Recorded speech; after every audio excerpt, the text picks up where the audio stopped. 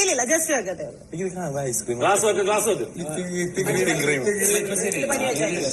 വാ ഇങ്ങോട്ട് വാ, ഇവിടെ നിൽക്കാനാ പറഞ്ഞത്.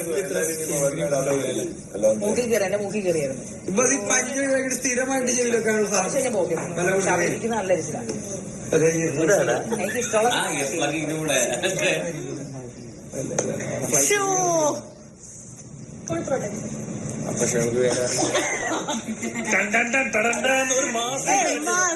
ഒരു മാസം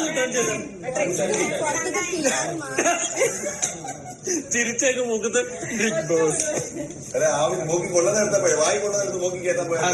ഞാൻ ഒരുപാട് വെക്കത്തില്ല.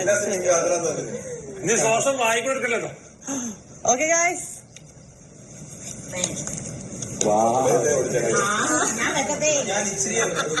ഓക്കെ അല്ലേ? ഇനി റീസൺ പറയാം.